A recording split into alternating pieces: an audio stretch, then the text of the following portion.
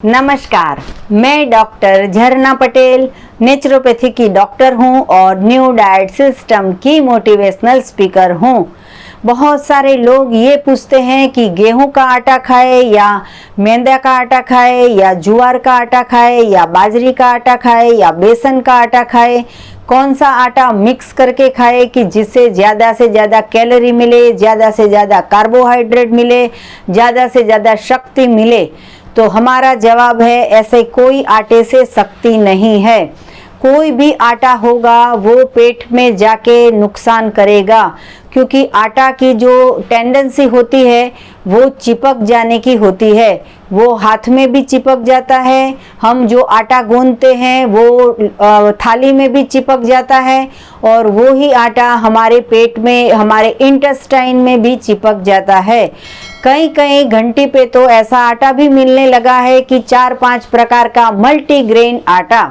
तो ऐसा आटा तो बिल्कुल नहीं लाना चाहिए, क्योंकि इसमें से क्या मिलेगा, दूसरे में से क्या मिलेगा, तीसरे में से क्या मिलेगा, ये सारा इकट्ठा करके सारे के सारे जो आटे इकट्ठे होके पेट में जब जाएंगे तो पेट भी कंफ्यूज हो जाएगा कि कौन सा आटा को हजम करना है और कौन से आटा से क्या मिलेगा। तो पेट के अंदर कभी भी ऐसा मेला इकट्ठा नहीं कर देना है। 4-5 प्रकार के मल्टीग्रेन्स आटा लाना बंद कर दो। इसकी वजह से सबसे बड़ा रोग होता है पेट का। पेट जो होता है उसके ऊपर चर्बी आ जाती है। पेट जो होता है वो शर्ट के बाहर आ जाता है, पैंट के बाहर आ जाता है, और हमारा पेट जो है वो इतना बड़ा हो जाता है। तो सबसे अच्छी चीज़ ये है कि ज़्यादा से ज़्यादा वेजिटेबल्स का उपयोग करें पेट भरने के लिए। पेट भरने के लिए ज़्यादा से ज़्यादा सूप लीजिए, पेट भरने के लिए सलाद लीजिए, ज़्यादा से ज़्यादा फ्रूट्स खाइए, ज़्यादा से ज़्यादा जूस पीजिए। ऐसी चीज़ें खाएंगे तो पेट में चिपकेगा नहीं। हम सबसे बड़ा जो डेंजर खतरा होता है वो दो जो आटे हैं उससे ज़्यादा से ज़्यादा खतरा होगा। सबसे पहले तो घर में गेहूं लाना बंद कर दो, दूसरा जो है वो मैदा लाना बंद कर दो। मेरे घर में 6 साल से गेहूं नहीं आए हैं। हम गेहूं की रोटी भी नहीं बनाते हैं और गेहूं घर में लाते नहीं है, क्योंकि एक बार पता चल गया कि गैस होता है, कब्ज होता है, वात होता है, पित्त होता है। जब हमारे पेट में खाना पड़ा रहता है, सड़ जाता है, मल जो है उसमें से बदबू आ जाती है, मुंह में से बदबू आती है, पसीने में से बदबू आती है, हमारा यूरिन पास करते हैं उसमें से बदबू आती है, हमारे मल में से बदबू आती है, और जब वायु पास होता है शरीर में से तो उसमें भी इतनी सारी गंद की बदबू आती है।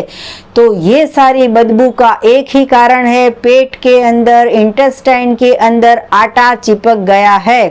तो आटा से बचो, आटा का त्याग करो, आटा घर में लाना बंद कर दो। रोटियां है, पराठा है, फुल्का है, रोटला है, ये सारा खाना बंद कर दो। और अगर खाना हो तो मेरी दृष्टि से बात करें तो चावल सबसे श्रेष्ठ है।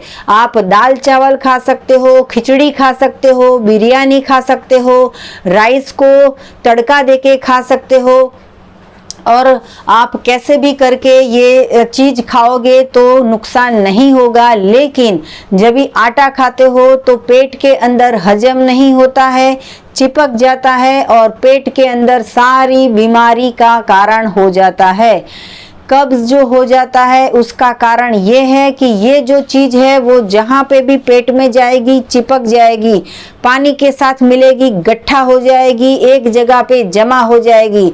कई लोगों को तो इंटेस्टाइन में इतना मल फंस गया होता है कि वो ऑपरेशन करके निकालना पड़ता है, अपेंडिक्स काट देना पड़ता है, पूंछ जो होती है हमारे इंटेस्टाइन की वो काट देनी पड़ती है। उसमें से ऐसा मल निकलता है कि चाकू से काटो तो भी नहीं कटता है।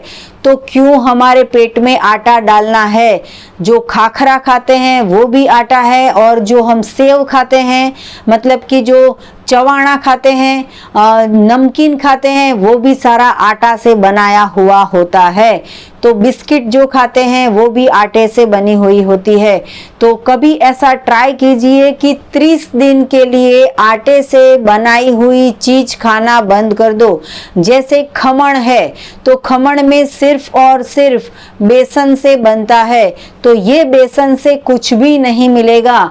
हमें ऐसी चीज खानी चाहिए जो फ्रेश है, जो काटते हैं तो रस निकलता है, जूस निकलता है, मुंह में से पानी आता है। जैसे टमाटर को काटो तो जूस निकलेगा, रोटी को काटो तो जूस नहीं निकलता है, खाखरा काटो तो जूस नहीं निकलता है, ब्रेड को काटो तो जूस नहीं निकलता है, पिज्जा को काटो तो जूस नहीं निकलता है, लेकिन पाइनएप्पल को काटते हैं तो जूस निकलता है। तो ऐसी चीजें खानी चाहिए। वाटरमेलन खाते हैं तो ढेर सारा पानी होता है, ऑरेंज काटते हैं तो ढेर सारा जूस होता है, कोकोनट का पानी पीते हैं तो उसमें ढेर सारा रस होता है।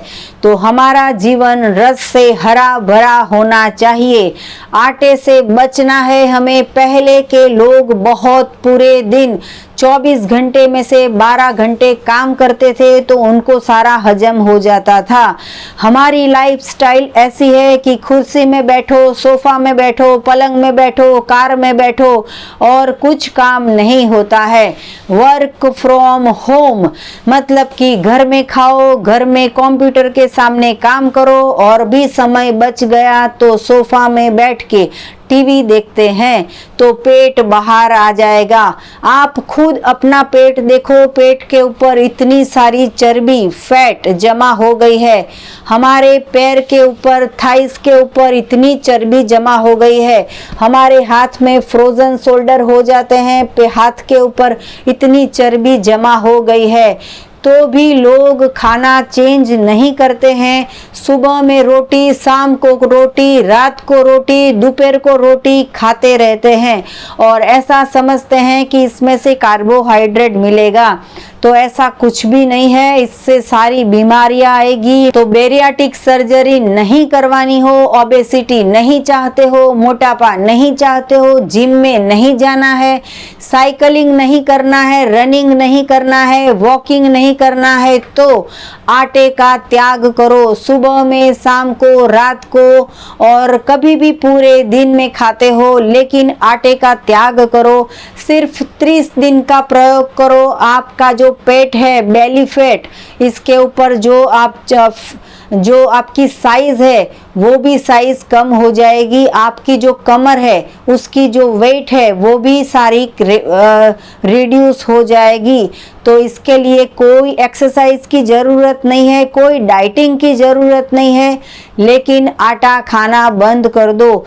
चावल के साथ बहुत सारी सब्जी खा लोगे तो भी चलेगा, सलाद खा लोगे तो भी चलेगा, सूप पी लोगे तो भी चलेगा, और दाल चावल खा लोगे, खिचड़ी खा लोगे तो भी चलेगा। खिचड़ी के अंदर ढेर सारे वेजिटेबल्स डाल के खिचड़ी बनाइए कि तुरंत हजम हो जाए, पेट में चिपके नहीं। तो ऐसी ऐसी चीज़ें खानी चाहिए। हम पेट के ऊपर अत्याचार करते हैं जब भी मैदा खाते हैं, पास्ता खाते हैं, केक खाते हैं। बर्थडे के ऊपर उम्र बढ़ानी है या उम्र घटानी है? अगर उम्र घटानी है तो केक खाइए, अगर उम्र बढ़ानी है तो फ्रूट केक खाइए। हमने इतनी सारी बर्थडे सेलिब्रेशन की वीडियो बनाई है कि जिसमें फ्रूट्स की केक काट के भी बर्थडे सेलिब्रेशन हो सकता है। तो ऐसा जरूरी नहीं है कि मैदा वाली ब्रेड केक कट करेंगे तो ही बर्थडे सेलिब्रेट होगा। परिवर्तन लाना जरूरी है। कब तक वो ही सिस्टम से चले आएंगे कि वो ही करते आएंगे? थोड़ा तो परिवर्तन लाना होगा। तो हमारे घर में से आटे का कम से कम उपयोग करो या तो फिर बंद कर दो। हमारी नेक्स्ट जनरेशन हॉस्पिटल में नहीं जाए। अगर आप ऐसा सोचते हो तो आज से रोटियां खिलाना बंद कर दो। मैंने कई घरों में ऐसा भी सोचा है कि माँ, देखा है कि माँ इतनी खुश होती है, गरम गरम फुलके 10-15 बनाती रहती हो और बच्चा गरम गरम खाता रहता है।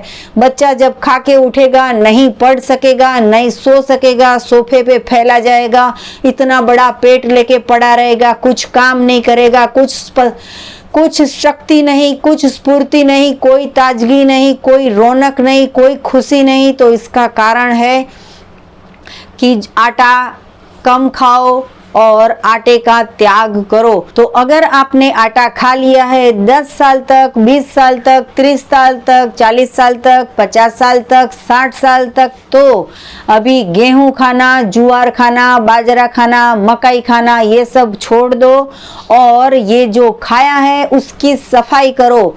सफाई करोगे तो रोग मुक्ति मिलेगी। तो रोग मुक्ति का रास्ता ये है कि एनीमा करो।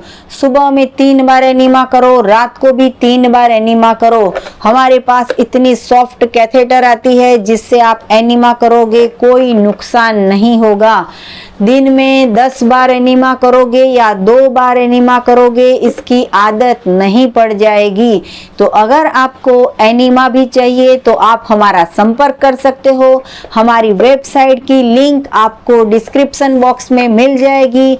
ये पोजीशन में आपको एनीमा करना है, हमारा इंटेस्टाइन क्लीन करना है और 1.5 लीटर का पॉट है। ये सिर्फ प्लास्टिक का डब्बा है, इसमें पानी भरना है, दवाई नहीं भरनी है। तो आपको अगर एनर्जी चाहिए, कार्बोहाइड्रेट चाहिए, तो हमारे पास आंवला का पाउडर है या फिर हमारे पास सहजन का पाउडर है या हमारे पास ग्रीन जूस का पाउडर है, हमारे पास बावल खली का पाउडर है या तो फिर हमारे पास जितने भी ऑर्गेनिक, जितने भी नेचुरल पाउडर है, ये सारे पाउडर आप कंज्यूम करोगे तो सारा का सारा एनर्जी मिलेगा, कार्बोहाइड्रेट मिलेगा। सहजन का पाउडर लोगे, कार्बोहाइड्रेट मिल जाएगा। शक्ति, स्फूर्ति, ताजगी, एनर्जी के लिए सनफ्लावर के सीड्स, पंपकिन के सीड्स, मेलन के सीड्स हमारे पास ऑर्गेनिक होते हैं, वो भी आप हमसे मंगवा सकते हो। और भी ज़्यादा कुछ जानकारी चाहिए, बीमारी से बचना हो तो आप हमारा संपर्क कर सकते हो। मेरा फ़ोन नंबर है 9824317955 और आप हमसे परामर्श कर सकते हो। निःशुल्क में हम सेवा करते हैं। हमारा मिशन है वर्ल्ड विदाउट मेडिसिन। तो आप भी हमारे मिशन से जुड़ जाओ। हमारी वीडियो को ज़्यादा से ज़्यादा लोगों को शेयर करो, लाइक करो, सब्सक्राइब करो, हमें फीडबैक दो तो हमें बहुत मज़ा आएगी कि हम अच्छा काम कर रहे हैं। आप भी हमारी साथ जुड़ जाओ। सदा स्वस्थ रहो, सदा तंदुरुस्त रहो, सदा हंसते रहो, सदा हंसाते रहो, ऐसी शुभकामनाओं के साथ।